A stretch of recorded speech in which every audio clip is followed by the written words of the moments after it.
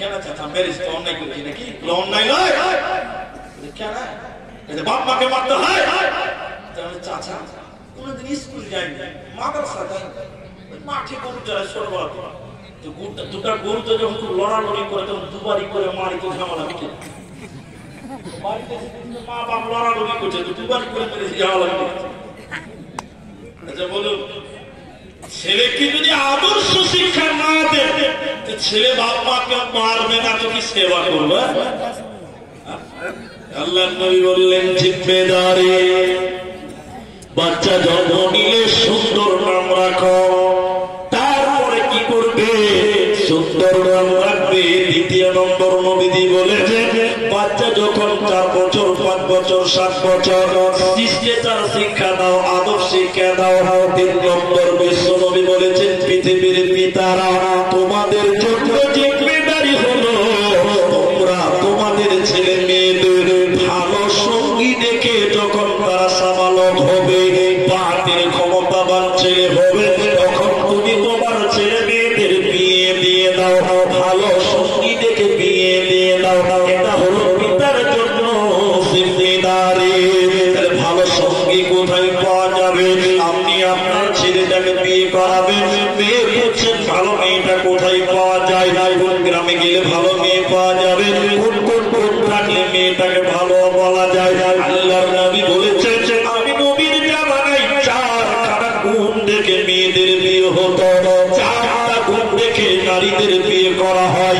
আল্লাহর নবী বলেছেন তুনকাহুল মারআতুল আরবা'a, 4 বিষয় লক্ষ্য করে মেয়েদের বিয়ে করা হয়।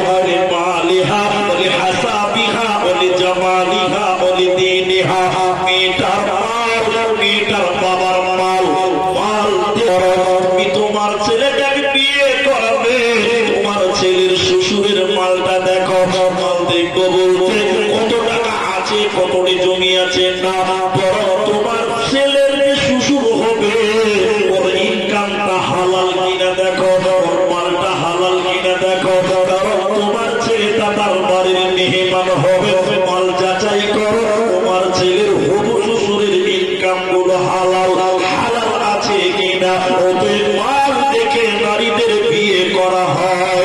দ্বিতীয় নম্বর বলে হাসাবিহা, বংশ দেখা হয়। বংশ কেন দেখতে হবে? বংশটা কেন দেখা হতো শুনে নাও। আল্লাহর নবী বলছেন ছেলের জন্য বউ দেখবে, শোনো নিজের ছেলের জন্য পুত্র বধূ করবেন, বৌমা খুঁজবে। নবীজি বলছেন বংশটা দেখে নাও। দেখে নাও হতো সে জামানায় বলে কি দেখবো বংশ? দেখো তো ওই মেয়ের বংশে কোনো কানা আছে কিনা জন্ম থেকে, ওই মেয়ের বংশে কেউ বোবা আছে কিনা জন্ম থেকে, ওই মেয়েটার বংশে কেউ হিজড়ে আছে নাকি তুমি দেখে নাও।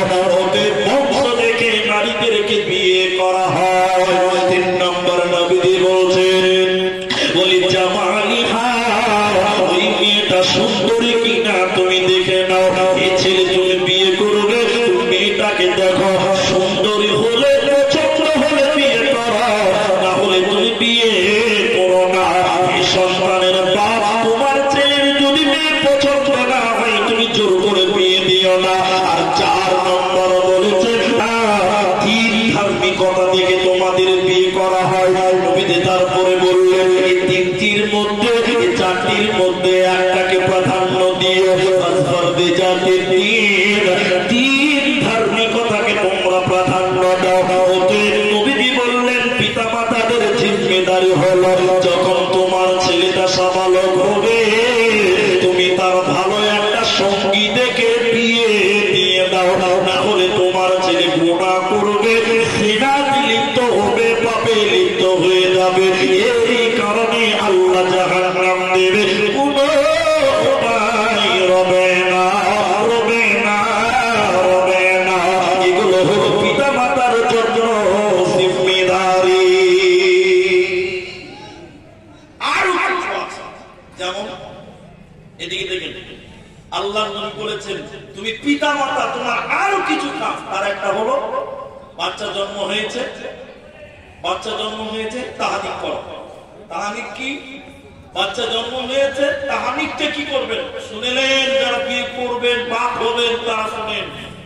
যে মেয়েদের বিয়ে হয়নি তারা শুনেন কাজে লেগে যাবে। যারা 8 সন্তানের বাপ হয়েছেন তারা এখন আফসোস করতে হবে, তাছাড়া কোনো কিছু করার নয়। কি বাচ্চা জন্ম নিলে বাচ্চার মুখে আপনি নিজে খেজুর চাবান, খেজুর চাবিয়ে কিছু রস বাচ্চার জিহ্বাতে বাচ্চার ঠোঁটে দেন, বাচ্চা যেন চুষে চুষে খেতে পারে। আবু মুসা রাদিয়াল্লাহু তাআলা আনহু তার সন্তান জন্ম হলো, নবীজির কাছে বাচ্চাটাকে নিয়ে যাওয়া হলো। নবীজি বাচ্চার নাম রাখলেন ইব্রাহিম। ইব্রাহিম নাম রাখলেন। আল্লাহর নবী এরপরে খেজুর চিবালেন, খেজুর চিবিয়ে বাচ্চার ঠোঁটে দিলে ওই বাচ্চা চেটে চেটে চেটে চেটে খেজুরটা খেলো, খেজুরের রস খেলো। তাহলে বাচ্চার বাপ আপনার বাচ্চা জন্ম হলো হানিফ করান। এরপর 7 দিনের দিন আরো কিছু জিম্মেদারি, তার মধ্যে একটা হলো আকিকা। আকিকা পিতার জন্য জিম্মেদার। 7 দিনের দিন পিতা তোমার গার্জেন হিসেবে 3টি কাজ। নাম চূড়ান্ত কর, 7 দিনের দিন নাম চূড়ান্ত কর। 2 বাচ্চার জন্য আকিকা কর। 3 7 দিনের বাচ্চাকে নেড়ে করো। নেড়ে বুঝতে আপনারা কি বলেন? আপনারা বেল করো, বেল তাই তো, টাকলা করো। 7 দিনের বাচ্চার সম্পূর্ণ চুলকে নেড়ে করো, টাকলা করো, বেল করে একটা পাল্লাতে 7 দিনের বাচ্চার চুল আর একটা পাল্লাতে চাঁদি রূপা। কথা বুঝতে পারছেন আপনারা? আচ্ছা, 7 দিনের বাচ্চার চুল কত গ্রাম হতে পারে? কত গ্রাম? 7 দিনের বাচ্চার চুল হয় কত? ওই চাঁদি সম পরিমাণ। চাঁদি বলতে একদিকে যদি করেন আপনার ছেলে আদর্শবান হওয়ার চান্স থাকবে 100-তে 100%। মনে রাখবেন আপনার ছেলেটা আদর্শবান হবে, এগুলো আপনাকে মেনে নিতে হবে। আর কি নবীজি বললেন, শোনো, তুমি বাড়ির উপর থেকে আদবের লাঠিটা উঠিয়ে নিও না। আমি নবী তোমাকে ওসিয়ত করলাম 10টা ব্যাপারে। আমি 10টা বলছি না, 10টার ভিতরে একটি হলো তারা যেন তাদের পরিবারের উপর থেকে শাসনটা উঠিয়ে না নেয়। তাহলে পরিবারের গার্জেন আপনাকে শাসন করতে হবে। আপনার পরিবারে যেন বেহায়াই না থাকে, বেপরোয়া না থাকে, বেনামাজি না থাকে। কেন? আপনার পরিবারের মেয়ে যদি বেহায়াই হয়, আপনার পরিবারের মেয়ে যদি বেপরোয়াই চলে, তো বিশ্ব নবী বলেছেন আপনি গার্জেন, আপনি দায়ুস। আনতা ইউসুফা লা ইয়াদখুলুল জান্নাহ। দায়ুস কোনদিন আল্লাহর জান্নাত যাবে না। ওকে আপনি শাসন করেন, তাহলে আপনি হবেন আদর্শবান বাবা। এবার আপনি যদি আদর্শবান বাবা হন, সন্তানদেরকে এবার আল্লাহ তাবারাক ওয়া তাআলা বলেন, ওয়াবিল ওয়ালিদাইনি ইহসানা। হে পৃথিবীর সন্তান সন্ততিরা, তোমরা তোমাদের পিতা মাতার সঙ্গে ইহসান করো, নম্র ব্যবহার করো, ভালো আচরণ করো। খবরদার বাবা মাকে মুখে কথা বলবে না। হযরত ওমর যখন খলিফা হলেন, ইমান প্রদেশের একটা ছেলে, ওই ছেলেটার বাবা ছিল না, ওই ছেলেটার মা বেঁচে ছিল। এই ছেলেটা ইমান দেশের ছেলে। মনে মনে নিয়ত করলো আমি হজ করতে মক্কা যাব। হজের যাবতীয় প্রিপারেশন নেওয়ার পর এই ছেলেটা তার বুড়ি মা, অন্ধা মা, কানা মা, এই বুড়ি মাকে দিয়ে বলছে, আম্মু জান, আমি হজ করতে যাচ্ছি মা, আপনি আমার জন্য দোয়া করে দিন। বুড়ি মা বলে ফেললো, বেটা রে, আমার মনে বড় শখ ছিল বেটা, আমার মনে বড় আশা ছিল বেটা, আমি আল্লাহর ঘর জিয়ারতে যাব, হজ করতে যাব বেটা, একা যেও না, আমাকে সঙ্গে করে নিয়ে চলো। বুড়ি মার আবদার ফেলতে পারা যায় না। এবার ছেলেটা মাকে পিঠে করে টেনে নিয়ে এবার থেকে মক্কা এলো। পিঠে করে নিয়ে মক্কা মুকাররমা এলো।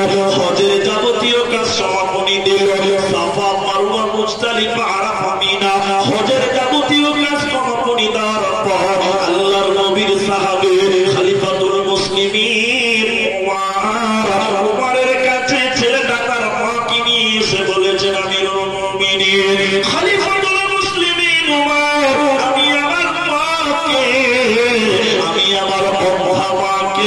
ইমাম থেকে পিঠে করে বইয়ে নিয়ে এলাম হয়েছে হজের যাবতীয় কাজ সমাপনী দিলাম আমিরুল মুমিনিন আপনি বলুন আমি কি আমার মায়ের দুধের ঋণ শোধ করতে পারলাম আমার মা 2 বছর দুধ পান করিয়েছে আমিরুল মুমিনিন আমি এত কষ্ট করলাম আমি কি আমার মায়ের দুধের ঋণ শোধ করতে পারলাম আমিরুল মুমিনিন রেগে গিয়ে বললেন কি বললে তুমি শোনো কি দাবি করলে তুমি শুনে নাও আমার শরীরের চামড়া কেটে কেটে যদি মায়ের জুতা বানিয়ে দাও তুমি যদি শরীরের মাংস কেটে কেটে মায়ের গোশত খাবার বানিয়ে দাও তবুও তুমি মায়ের ঋণ শোধ করতে পারবে না তোমার মায়ের দুধের ঋণ শোধ করার মতন ক্ষমতা তোমার হবে না অতএব ছেলে মেয়েরা শুনে নাও আমি আল্লাহ বলেছি মা বাপের সঙ্গে নরম নরম সত্য কথা তোমরা বলো খবরদার ধুমকে কথা বলবে না এখন বাবাকে আমরা পালি খিলাই পালি বাপকে পালি খিলাই দেখেছেন আপনারা একদিন বড় ভাইয়ের কাছে একদিন ছোট ভাইয়ের কাছে একদিন মেজো ভাইয়ের কাছে আছে না শুনেন আপনাদেরকে বলছি আল্লাহ নবী বলছেন জান্নাত কোথায় আল্লাহ নবী বলছেন মা বাপ তোমার জান্নাত মা বাপ তোমার জাহান্নাম মা বাপের সেবা করলে জান্নাত মা বাপের সেবা করলেই জান্নাত মা বাপ আপনার মানে হাজার জুলুম করুক আপনার প্রতি হাজার অন্যায় করুক আপনার প্রতি হাজার খারাপ ব্যবহার করুক আপনার প্রতি তবুও আপনি বাপের সঙ্গে ভদ্রতা বজায় রেখে কথা বলবেন মা আপনার জন্য যতই খারাপ ব্যবহার করুক আপনার স্ত্রীকে গালি দিয়ে উল্টিয়ে দিক তাও আপনি মায়ের সঙ্গে নম্র ব্যবহার করবেন আল্লাহ নবী বলেছেন মা তোমার পিতা মাতা যদি বলে এক্ষুনি তুমি তোমার আহার ছেড়ে দাও কেন ছেড়ে দিব এই কথা বলতে পারবে না কেন ছাড়বে কথা বলবো আমি বলিনি যে বউ তালাক দিয়ে দেবে না বউ তালাক দিতে হবে না তবে হ্যাঁ বউ যদি আপনার শরীয়তের বহির্ভূত কথা বলে কাজ করে আর মা বাপ যদি শরীয়তের পক্ষে কথা বলে তাহলে বউকে মা বাবার কথা শুনে তালাক দেওয়া যায় প্রমাণ করতে গেলে সময় লাগবে 1-2 মিনিটে বলছে দেখেন এদিকে তাকান ইসমাইল আলাইহিস সালাম গেছেন শিকার করতে তার বাপ এসে ইসমাইলের বাড়িতে আজব ইসমাইলের বাড়িতে এসেছে ইসমাইল গেছে আপনার শিকার করার জন্য আর তার বাড়িতে স্ত্রী আছে তার বাপ এসেছে বৃদ্ধ মানুষ বয়স্ক মানুষ এসে বলছেন বাড়িতে কেউ আছে ইসমাইল আলাইহিস সালাম স্ত্রী বলছে কে নাই শিকার করতে গেছে কখন আসবে দেরি হবে ও তুমি কেমন আছো খুব একটা ভালো না কি বলছে খুব একটা ভালো না ও ঠিক আছে আসলে সালাম দিও আর বলে দিও বাড়ির চৌকাঠটা পরিবর্তন করতে বলেছে বাস ইসমাইল সালাম নিলেন তিনি চলে গেছেন এসে বলছেন বাড়ি থেকে এসেছিল বলে হ্যাঁ একটা লোক এসেছিল বয়স্ক মানুষ কি বললো বলে আপনার খোঁজ করছিল বললাম শিকারে গেছি কখন আপনার দেরি হবে ও তারপরে কি বললো আমার খবর জিজ্ঞাসা করলো কেমন আছো তুমি কি বললে খুব একটা ভালো না খুব একটা ভালো ও উত্তরে তিনি কি বললেন বাড়ির চৌকাঠটা পরিবর্তন করতে বলেছে ইসমাইল সালাম বলছে উফ তোমার উত্তর ভুল হয়ে গেছে তিনি আমার বাপ তিনি আমার পিতা তোমাকে যখন বলেছিল কেমন আছো তখন তোমাকে বলতে হতো আলহামদুলিল্লাহ তোমার উত্তর ভুল হয়ে গেছে আমার বাপ তোমাকে তালাক দিতে বলেছে তুমি এক্ষুনি বাড়ি থেকে বেরিয়ে যাও সঙ্গে সঙ্গে বাড়ি থেকে বের করে দেবে এর নাম বাপের হুকুম